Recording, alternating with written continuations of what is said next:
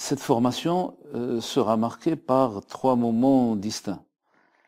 Un premier chapitre, celui d'aujourd'hui, sur une introduction générale aux politiques publiques. Un deuxième chapitre où l'on approfondira les notions introductives que nous allons aborder aujourd'hui. Et un troisième chapitre où l'on se concentrera sur les questions d'évaluation et de suivi de ces politiques publiques inclusives concernant le handicap que nous étudions dans cette formation. Alors, concernant le premier chapitre, celui d'aujourd'hui, Introduction générale aux politiques publiques inclusives sur le handicap, je voudrais aborder 5 points. Dans un premier moment, le cadre légal.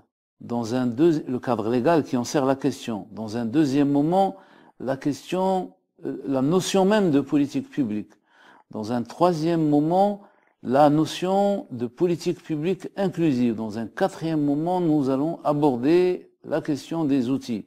Et enfin, nous allons passer en revue un certain nombre d'exemples pris dans la pratique maghrébine des politiques publiques inclusives au Maghreb.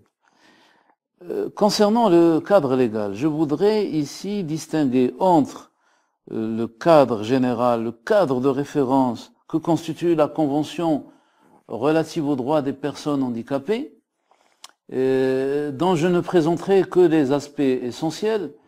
D'abord, un premier niveau qui est celui de l'énumération et de la définition des grands principes, la dignité, la non-discrimination, la participation, l'inclusion, l'accessibilité, l'équité, etc. Tout un ensemble donc de principes qui sont posés, définis, fondés et interpellés à partir de différents angles. Deuxième niveau, c'est celui des obligations qui pèsent sur les autorités publiques et qui sont issues de leurs engagements vis-à-vis de la Convention relative aux droits des personnes handicapées. Je les résumerai en trois obligations, ou en 3 ensembles d'obligations. L'obligation d'empêcher que l'on fasse obstruction à la jouissance d'un droit. L'obligation de protéger, de prévenir les actions ou à ce que des acteurs portent atteinte à la jouissance de ce droit. Et puis un troisième ensemble qui est lié à l'adoption des mesures appropriées pour la pleine réalisation du droit qui nous concerne en l'occurrence.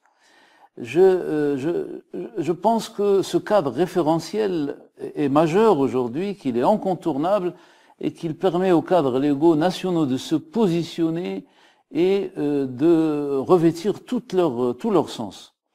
Maintenant, si on laisse de côté la Convention, mais elle est présente dans un certain nombre de législations, et si on s'attaquait à la question des conventions du cadre légal national dans les 3 pays, nous avons 3 niveaux d'observation. Alors ce que les constitutions, les 3 constitutions affirment, soit de manière explicite, soit de manière implicite. La constitution marocaine de juillet 2011, la constitution tunisienne de juillet 2014, concernant les instruments juridiques, les lois ordinaires, les lois organiques, les lois ordinaires, les textes d'application, les divers règlements, décrets, arrêtés, etc. Le tissu est assez riche et le tissu, par exemple, de dispositifs légaux en Algérie est assez dense et il existe également dans diverses conditions dans les 2 autres pays. Il faut ajouter à ce niveau, à ce cadre légal national, il faut ajouter l'encadrement institutionnel représenté par les commissions, les comités, les ministères même qui s'occupent de la question, les départements ministériels, les institutions de gouvernance spécialement créées à cette fin.